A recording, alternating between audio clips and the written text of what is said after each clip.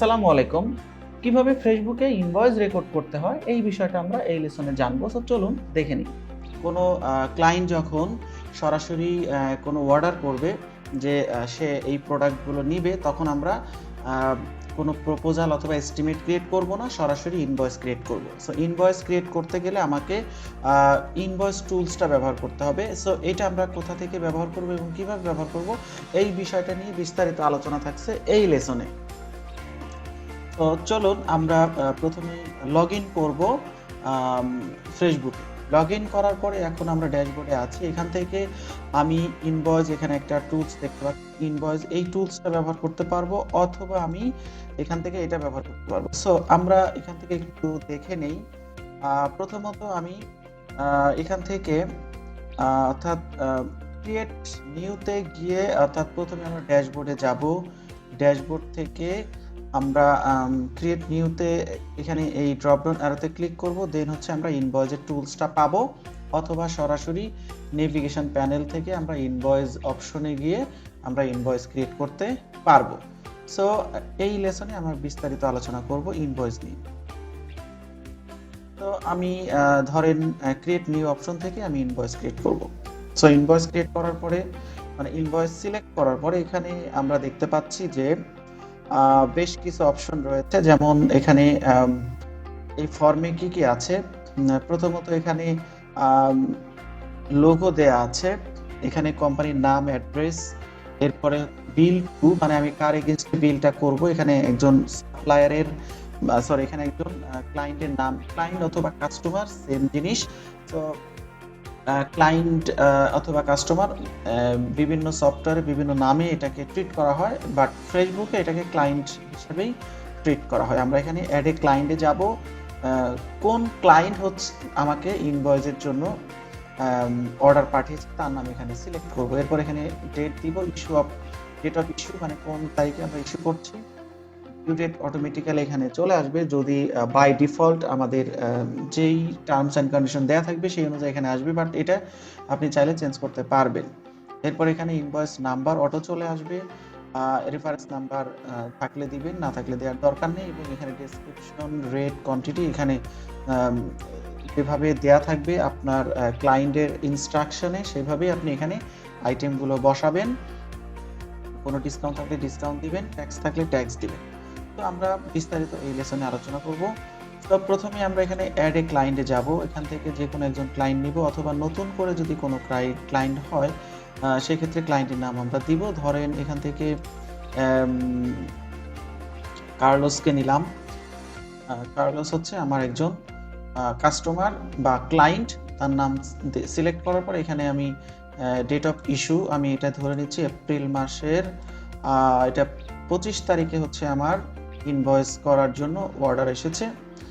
এরপরে এখানে due date automatically চলে এসেছে, বাট আমি এটা চাইলে চেঞ্জ করতে পারবো। এখানে দেখেন অন ডেট অফ ইস্যু, অর্থাৎ যেই ডেটে এটাকে ইস্যু করা হয়েছে সেই ডেটে এটা পেমেন্ট হবে বা ডিউ ডেট হবে, এটাও দিতে পারি। অথবা এখানে আমি 30 দিনের জায়গায় আমি 20 দিন দিতে পারি, ঠিক আছে। সো 20 দিন দিয়ে আমি কিন্তু এটা করতে পারি। দেখেন এখানে কিন্তু 20 দিন হয়ে গেছে, একদম সিম্পল। এরপরে এই নাম্বারটা চাইলে চেঞ্জ করতে পারবেন, বাট এটা চেঞ্জ না করাই ভালো। কিন্তু যদি এমন হয় আপনি যে ক্লায়েন্টের কাজ করবেন, সেই ক্লায়েন্ট যদি আপনাকে ফর এক্সাম্পল এক্সেল শিটে হয়তো সে আগে ইনভয়েস করেছে, সেই ক্ষেত্রে সে যদি বলে এখানে যেভাবে দেয়া আছে সেভাবে আপনাকে এখানে রেকর্ড করতে হবে, তাহলে আপনি হচ্ছে সেখানে রেফারেন্স নাম্বার পাবেন, সেখানে ইনভয়েস নাম্বার পাবেন, সেগুলো আপনি এখানে ম্যানুয়ালি অ্যাড করে দিবেন। আদারওয়াইজ আপনি ইনভয়েস নাম্বারগুলো ম্যানুয়ালি চেঞ্জ করার দরকার নেই, অটোমেটিক্যালি এটা র্যান্ডমলি নিতে থাকবে। এরপরে অ্যাড এ লাইনে যাব, এখানে আমার অনেকগুলো আইটেম আছে, আমি এক্সরে সাপ্লাইজ অ্যান্ড ইকুইপমেন্ট নিব, এটা ধরেন একটা। এরপর অ্যাড এ নিউ লাইনে গিয়ে আমি কার অ্যাক্সেসরিজ দিব, এটা ধরেন 2টা, ঠিক আছে।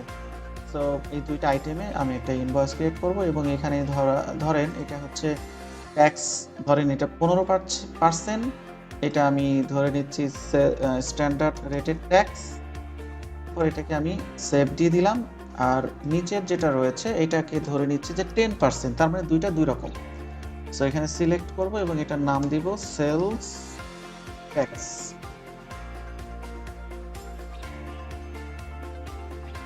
সেলস ট্যাক্স এরপর এটাকে আমি জাস্ট অ্যাপ্লাই ট্যাক্স দিব। তাহলে এখানে দেখেন স্ট্যান্ডার্ড রেটেড ট্যাক্স একরকম এবং সেলস ট্যাক্স অন্যরকম। টোটাল অ্যামাউন্ট এখানে কোনো অ্যামাউন্ট এখনো পেইড করা হয়নি। এখন যদি এরকম হয় এখানে কোনো ডিসকাউন্ট থাকে, ধরেন এটা হতে পারে 10% ডিসকাউন্ট। 10% ইজ হিউজ অ্যামাউন্ট হয়ে যায়, বাট আমি ধরে নিচ্ছি 5%।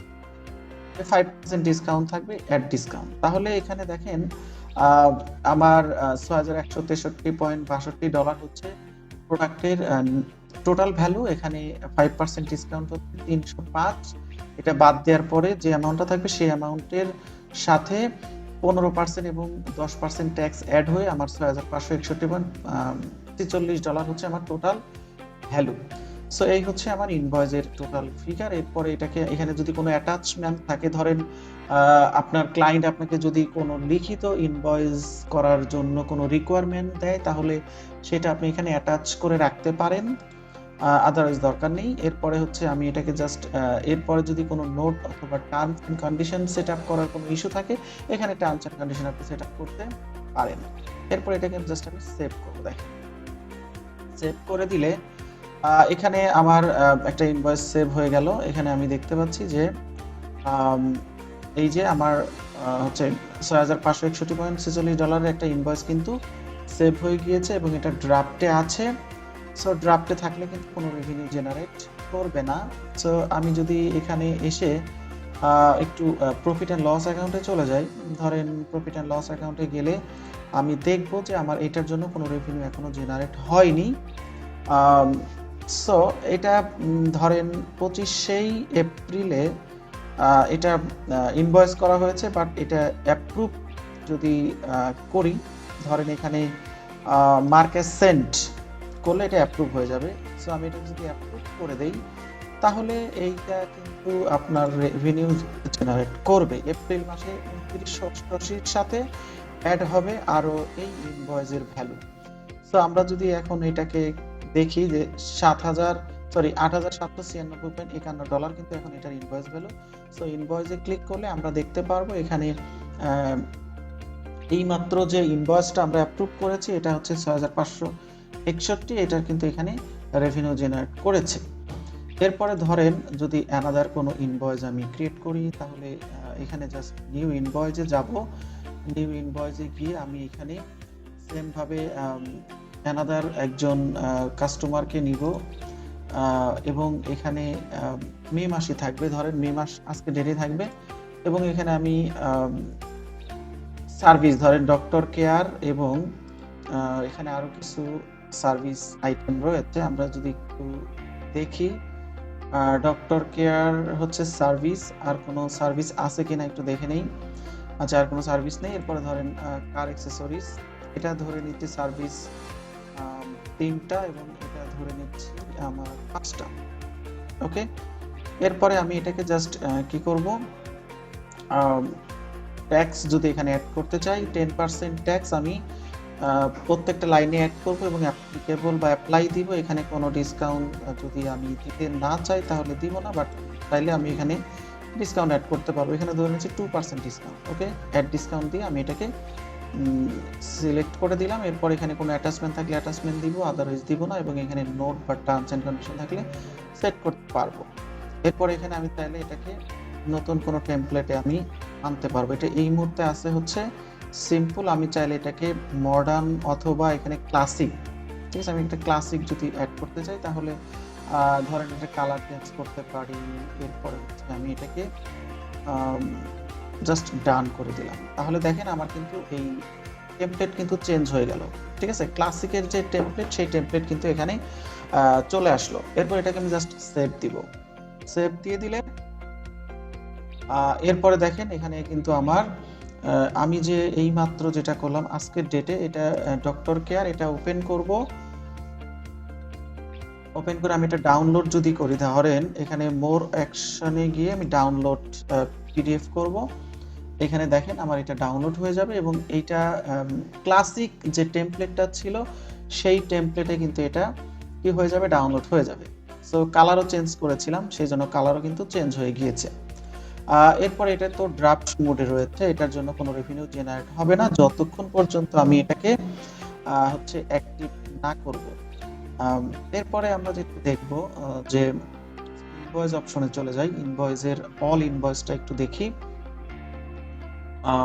অল ইনভয়েসে গিয়ে আমরা একটু ব্যাকে আসি, ব্যাকে এসে অল ইনভয়েসে যাই।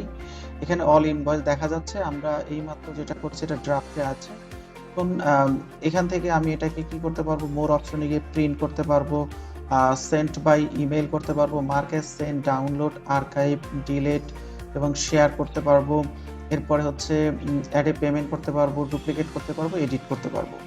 সো এটাকে আমি আর কি করতে পারবো, এখানে সিলেক্ট করে মোর অপশনে গিয়ে আমি এখানে এসে এডিট করতে পারবো, এরপরে ডুপ্লিকেট করতে পারবো, print, send, market send, add payment, PDF, assign to, project, archive এবং ডিলিট। সো যেহেতু আমি আগে এস্টিমেট এবং প্রপোজালের বেলায় আর্কাইভ, ডিলিট দেখিয়েছি, কিভাবে আর্কাইভ এবং ডিলিট করে আবার রিস্টোর করা যায় সেই প্রসেসটাও দেখিয়েছি। তো সেম জিনিসটা আমি আর বারবার দেখাচ্ছি না। এটাকে মার্কেট সেন্ড করলেই কেবলমাত্র এটা আপনার রেভিনিউ জেনারেট করবে, আদারওয়াইজ করবে না। সো আমি এটাকে মার্কেট সেন্ড করে ওকে করে দিচ্ছি। এখন কিন্তু এটা অ্যাপ্রুভ হয়ে যাবে। যতক্ষণ পর্যন্ত আপনি মার্কেট সেন্ড না করবেন ততক্ষণ পর্যন্ত এটা কিন্তু আপনার ড্রাফট হয়ে থাকবে, কোনো রেভিনিউ জেনারেট করবে না। সো আশা করি এই লেসনের মাধ্যমে আমি আপনাদেরকে বোঝাতে সক্ষম হয়েছি যে কিভাবে আপনি ফ্রেশবুকের মাধ্যমে একটা ইনভয়েস ক্রিয়েট করবেন এবং ইনভয়েস ক্রিয়েট করার পরে এটা কিভাবে ড্রাফট থেকে আপনি অ্যাপ্রুভ করবেন, মার্কেট সেন্টের মাধ্যমে কিভাবে এডিট করবেন, কিভাবে ডিলিট করবেন, কিভাবে আর্কাইভ করবেন, কিভাবে রিস্টোর করবেন এবং কিভাবে আপনি হচ্ছে পেমেন্ট অর্থাৎ আপনি মার্কেট সেন্ড করে অ্যাপ্রুভ করে আপনি কিভাবে রেভিনিউ জেনারেট করে সেই বিষয়টা আমি রিপোর্টে গিয়ে কিন্তু দেখিয়েছি। তো আশা করি এই লেসনটা আপনাদের অনেক কাজে আসবে। ধন্যবাদ। এই লেসনের মাধ্যমে জেনে নিলাম কিভাবে ফেসবুকে ইনভয়েস রেকর্ড করতে হয়।